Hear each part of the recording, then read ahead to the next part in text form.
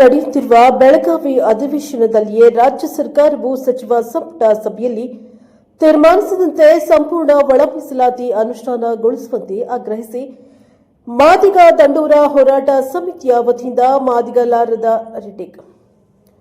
ಮಾದಿಗರಾದ ಒಂದು ದಿನದ ಸಾಂಕೇತಿಕ ಧರಣಿ ನ್ಯಾಯವನ್ನ ಮನಗಂಡು ಈ ರಾಜ್ಯದಲ್ಲಿ ಪ್ರಪ್ರಥಮ ಬಾರಿಗೆ ಮಾದಿಗ ಸಂವಿಧಾನಬದ್ಧ ಮೀಸಲಾತಿಯಲ್ಲಿ ಜಾತಿಯ ಹೆಸರಿನಲ್ಲಿ ಸಂಘಟನೆಯನ್ನ ಸ್ಥಾಪಿಸಿ 1997ರಲ್ಲಿ ರಾಜ್ಯ ಸಂಸ್ಥಾಪಕ ಅಧ್ಯಕ್ಷರಾದ ಮಾಪಣ್ಣ ಹದನೂರವರ ನೇತೃತ್ವದಲ್ಲಿ ಜನಸಂಖ್ಯೆಗೆ ಅನುಗುಣವಾಗಿ ಮೀಸಲಾತಿಯನ್ನ ಹಂಚಿಕೆ ಮಾಡಬೇಕೆಂದು ಒತ್ತಾಯಿಸಿ ರಾಜ್ಯ ಅಧ್ಯಕ್ಷರು ಪ್ರಭಾಕರ್ ಹದನೂರು ತಿಳಿಸಿದ್ದಾರೆ. ಸರ್ವೋಚ್ಚ ನ್ಯಾಯಾಲಯವು 2024ರಲ್ಲಿ ನೀಡಿದ್ದ ತೀರ್ಪಿನಂತೆ ಪರಿಶಿಷ್ಟ ಜಾತಿಗಳಲ್ಲಿ ಒಳ ಮೀಸಲಾತಿ ಕಲ್ಪಿಸಲು ರಾಜ್ಯ ಸರ್ಕಾರವು ನಿವೃತ್ತ ನ್ಯಾಯಮೂರ್ತಿ ಎಚ್ಎನ್ ನಾಗಮೋಹನ್ ದಾಸ್ ಅಧ್ಯಕ್ಷತೆಯ ಏಕಸದಸ್ಯ ಆಯೋಗವು ಪರಿಶಿಷ್ಟ ಜಾತಿಗಳ ಉಪಜಾತಿಗಳನ್ನು 5 ಗುಂಪುಗಳನ್ನಾಗಿ ಮಾಡಿ ಸರ್ಕಾರಕ್ಕೆ ಅಂತಿಮ ವರದಿ ಸಲ್ಲಿಸಿದ್ದು, ಈಗ ಆಗಸ್ಟ್ 19ರಂದು ವಿಶೇಷ ಕ್ಯಾಬಿನೆಟ್ ಸಭೆಯಲ್ಲಿ 3 ಗುಂಪುಗಳನ್ನು ಒಳ ಮೀಸಲಾತಿ ಗುಂಪುಗಳನ್ನಾಗಿ ವಿಂಗಡಿಸಿ ಸರ್ಕಾರ ಒಳ ಮೀಸಲಾತಿಯಲ್ಲಿರುವ ಜಾರಿಗೆ ಒಪ್ಪಿಗೆ ನೀಡಿದ್ದು, ಲೋಪದೋಷಗಳನ್ನು ಕೂಡಲೇ ಸರಿಪಡಿಸಿ ಪ್ರಸ್ತುತ ನಡೆಯುತ್ತಿರುವ ಬೆಳಗಾವಿಯ ಅಧಿವೇಶನದಲ್ಲಿಯೇ ರಾಜ್ಯ ಸರ್ಕಾರವು ಸಚಿವ ಸಂಪುಟ ಸಭೆಯಲ್ಲಿ ತೀರ್ಮಾನಿಸಿದಂತೆ ಸಂಪೂರ್ಣ ಒಳ ಮೀಸಲಾತಿ ವರ್ಗೀಕರಣ ಅನುಷ್ಠಾನಗೊಳಿಸುವಂತೆ ಆಗ್ರಹಿಸಿ ಪ್ರತಿಭಟನೆಯನ್ನ ಮಾಡಿದ್ದಾರೆ. Bureau report Mallikarjun, Praja power TV, Kalaburagi.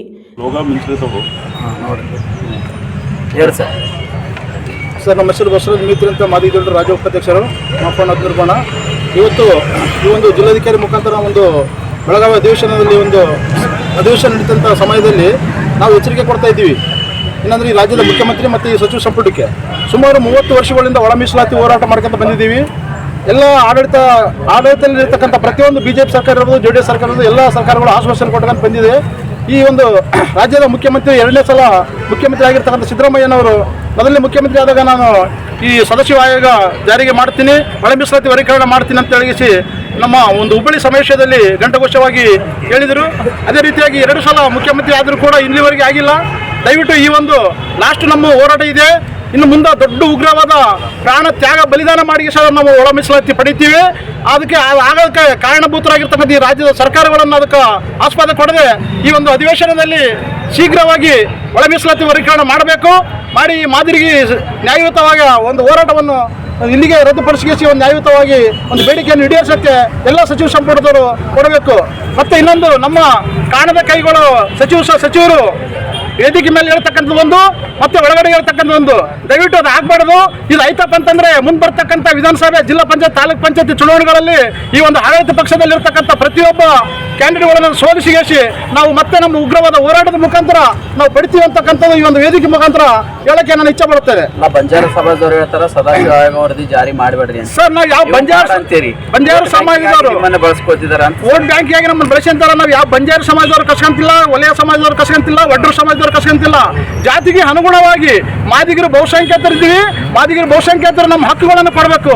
ಇದು ಯಾವುದು ಅಪ್ಪನಲ್ಲ, ನಮ್ಮಪ್ಪ ಬಾಬಾ ಸಾಹೇಬ್ ಅಂಬೇಡ್ಕರ್ ಅವರು ಸಂವಿಧಾನದಲ್ಲಿ ಬರೆದಿರ್ತಕ್ಕಂಥ ಹಕ್ಕಿದೆ. ಈ ಹಕ್ಕಿನ ಪ್ರಕಾರ ಜಾತಿಯಾಗಿ ಅನುಗುಣವಾಗಿ ಮಾಡಬೇಕು. ನಾವು 100 ಮಂದಿ ಇರ್ತಕ್ಕಂಥ ಒಂದೇ ರೇಟಿ, ಆಮೇಲೆ 10 ಮಂದಿ ಇರ್ತಕ್ಕಂಥ ಒಂದೇ ರೇಟಿ ಆಗಬಾರ್ದು. ಇಷ್ಟು ಇರ್ತಕ್ಕಂಥ ಪ್ರತಿಯೊಂದು ನಮ್ಮ SC ಜಾತಿಯಲ್ಲಿ ಜನಗಳಿಂದ ಹಾವಾರದ ಮೇಲೆ ಒಳ ಮೀಸಲಾತಿ ಕೊಡಬೇಕು. ಯಾರ ಹಕ್ಕಲ್ಲ ಇದು, ಪ್ರತಿಯೊಬ್ಬ ನಮ್ಮ ದಲಿತರ ಹಕ್ಕಾಗ ಅದನ್ನ ಕೊಡಬೇಕು. ಯಾರಪ್ಪನ ಆಸ್ತಿ ಕೇಳ್ತಾ ಇಲ್ಲ, ದಯವಿಟ್ಟು ಇದನ್ನು ಮಾಡಬೇಕು. ಯಾರು ಬಂಜಾರ ಸಮಾಜದವ್ರು ಕಸ್ಕೊಂತಿಲ್ಲ, ವಲಯ ಸಮಾಜದವ್ರು ಕಸ್ತಿಲ್ಲ, ಒಡ್ಡ ಸಮಾಜದವ್ರು ಕಸ್ತಿಲ್ಲ, ಪ್ರತಿಯೊಂದು ಭವಿಷ್ಯ ಸಮಾಜದವ್ರು ಯಾವ ಸಮಾಜದವ್ರು ಕಸ್ಕೊಂತ ಇಲ್ಲ. ನಾವು ಮೀಸಲಾತಿ ವರ್ಗೀಕರಣ ಅಂತ ಜಾತಿಗೆ ಅನುಗುಣವಾಗಿ ನಮ್ಮ ಜಾತಿ ಜಾಸ್ತಿ ಇದೆ, ನಮಗೆ ಬರ್ತಕ್ಕಂಥ ಪಾಲ ಸಾಕಾಗ್ತಾ ಇಲ್ಲ ನಮ್ಮ ಜಾತಿಗೆ ಅನುಗುಣವಾಗಿ. ಅದಕ್ಕೆ ನಮಗೆ ತಕ್ಕಂಥ ಪಾಲ ಕೊಡಬೇಕು, ಜಾತಿಗೆ ಆಧಾರಿತ ಪಾಲ ಕೊಡಬೇಕಂತ ಈ ಸರ್ಕಾರಕ್ಕೆ ಎಚ್ಚರಿಕೆ ಕೊಡ್ತೀವಿ. ಇದು ಒಂದು ಉಗ್ರ ಹೋರಾಟ.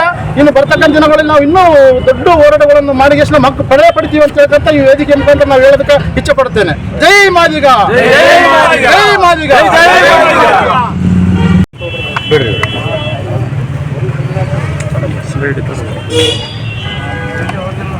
ಮಾದಿಗ ದಂಡೋರ ಮಾದಿಗ ಮೀಸಲಾತಿ ಮಾದಿಗ ದಂಡೋರ ಮಾದಿಗ ಮೀಸಲಾತಿ ಹೋರಾಟ ಸಮಿತಿ ಮಾಪಣ್ಣ ಹದನೂರು ಬಣದ ವತಿಯಿಂದ ಇವತ್ತೇನು ನಾವು ಗುಲ್ಬರ್ಗ ಜಿಲ್ಲಾಧಿಕಾರಿಗಳ ಕಚೇರಿ ಎದುರುಗಡೆ ಒಂದು ದಿನದ ಸಾಂಕೇತಿಕ ಧರಣಿ ಕಾರ್ಯಕ್ರಮವನ್ನು ಹಮ್ಮಿಕೊಂಡಿದ್ದೀವಿ.